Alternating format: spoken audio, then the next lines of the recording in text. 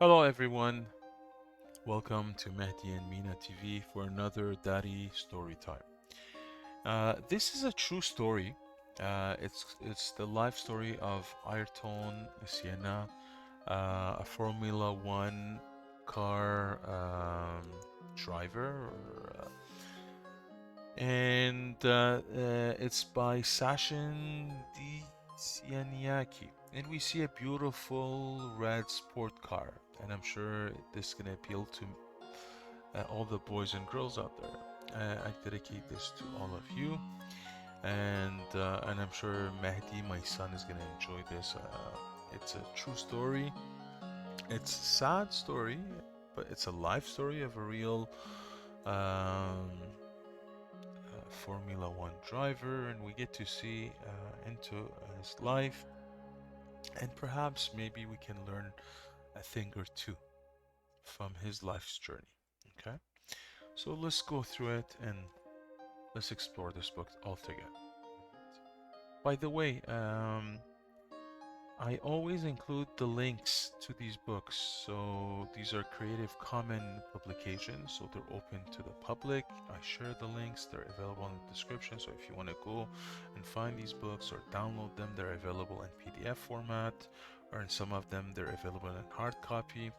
I also include the text with the with my sound. So as soon as I start reading the book, you will see appear in the video the text as I read it. So you'll see the text on the screen, and you will see as CC in closed caption mode as well to help you follow along. And I put it in closed caption so in case you want to put it in a different language, so in French or in English, in French or any other language.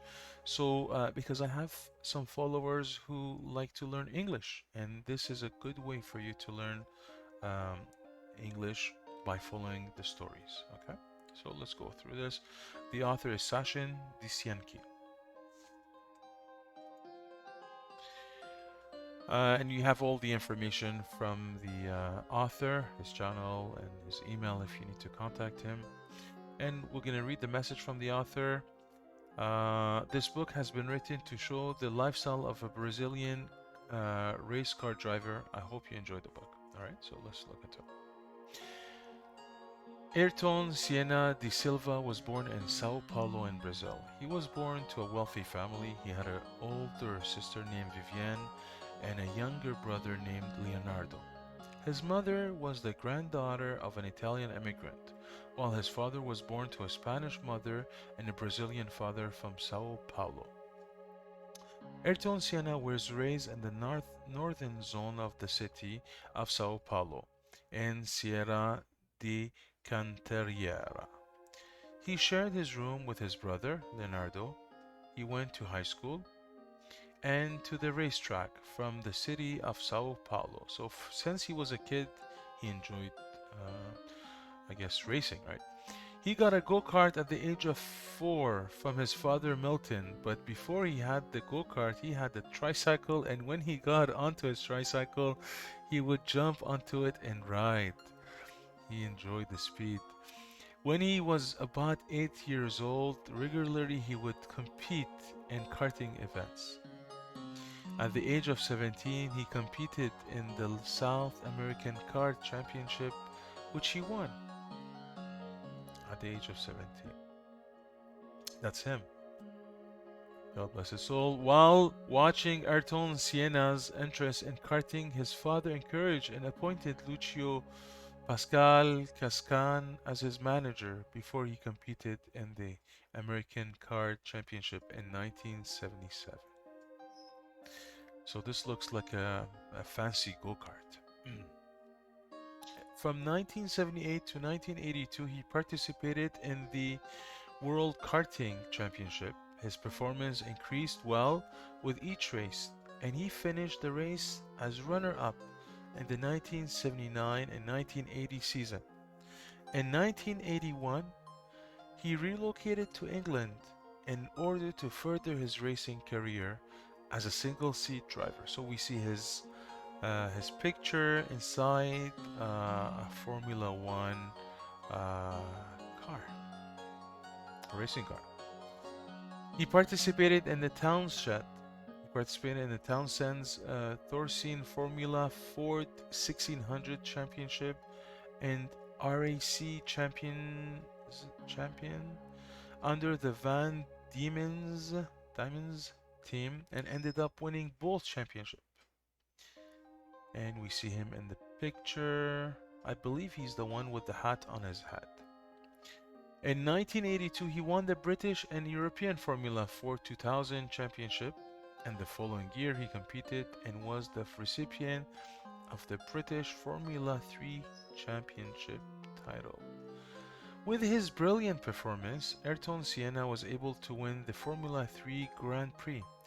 Based on his success, in the year 1984 he made his debut in the Formula 1 season with the Toleman team, and in the following year he moved to Lotus Renault and won a total of 2 races before he moved to McLaren for the 1988 season.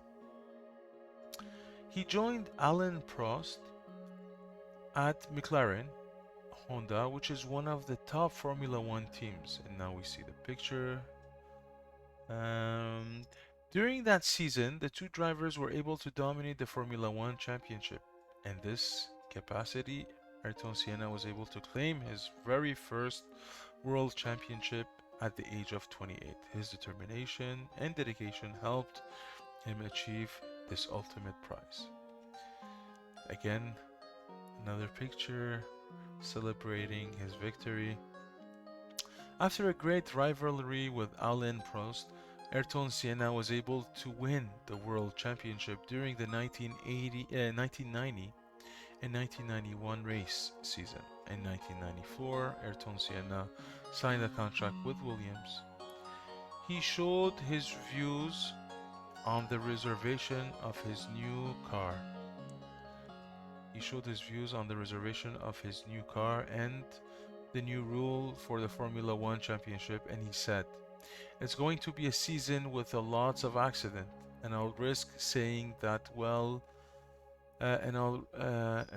risk saying that we'll be lucky if something really serious doesn't happen." Well, it's going to be a season with a lots of accident, and I'll risk saying that we'll be lucky if something really serious doesn't happen.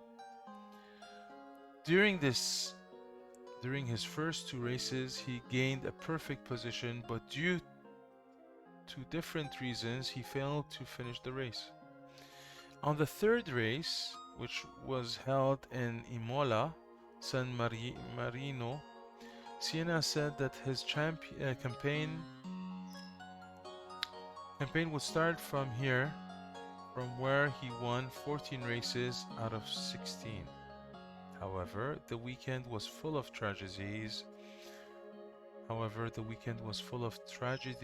Accident, death, and horrors. During the first practice round on Friday, his compatriot Rubens Barrichello was injured badly when his Jordan car flipped over, smashing into a fence. On the next day, which was Saturday, an Austrian rookie driver, Ronald Ratzenberger, was killed when he smashed into a concrete wall. Senna had been emotionally affected since he had met Ratzenberger recently. He went to the scene of the accident and climbed over the medical fence to see the crash site. That's gotta be really, really difficult when you see your friend or your colleague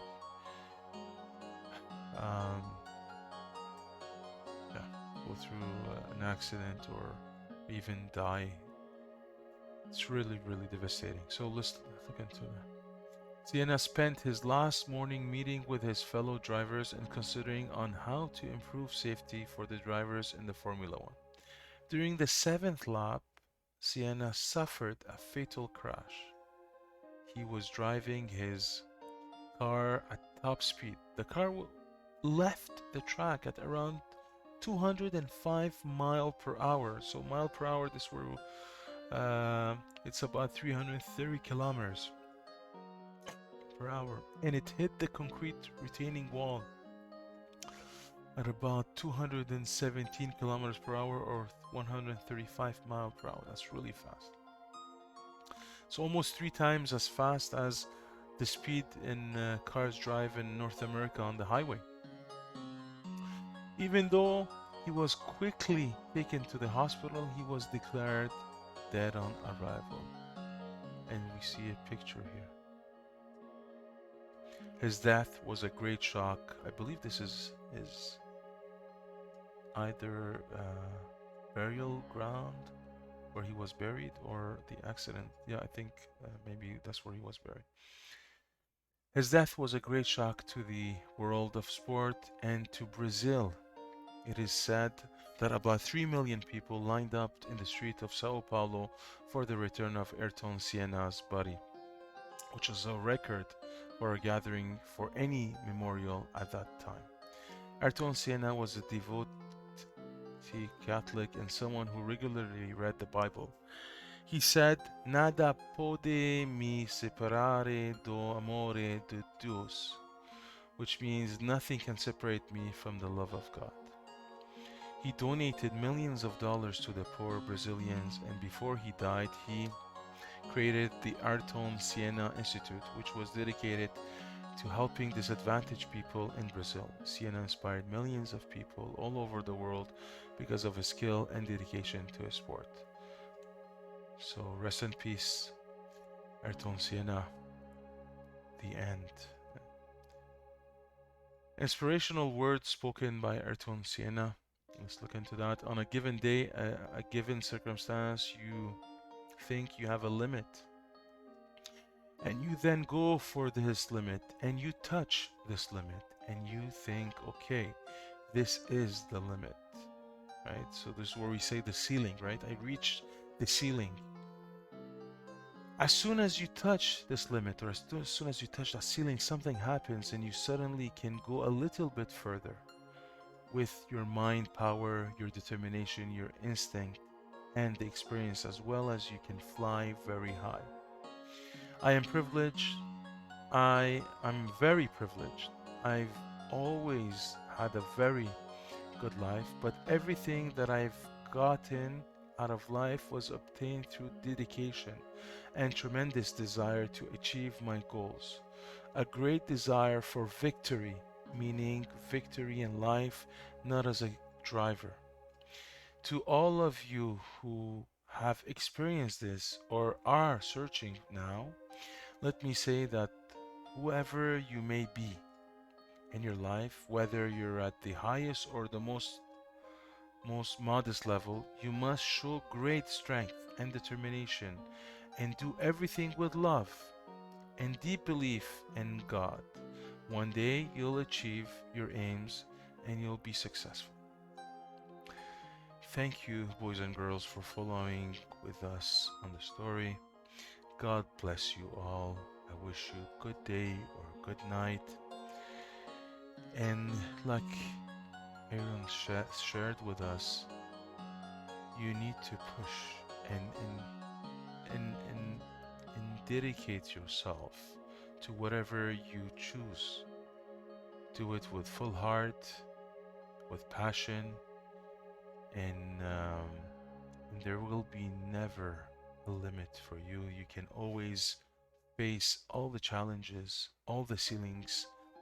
We hear sometimes the glass ceiling, right? Or it keeps you, you can see, you can go further, but it keeps you below that. And I believe with determination, with hard work, with focus, you can. And I wish you all strength, courage, and a long and a happy life with your families, your friends, and all your loved ones. A special good night to my two M&M, my Mehdi and Mina, the love of my life. I love you guys. Good night. And to all the kids out there and all the others who follow this channel and the Daddy Storytime, I thank you for listening, and I'll see you on the next story. Have a great day.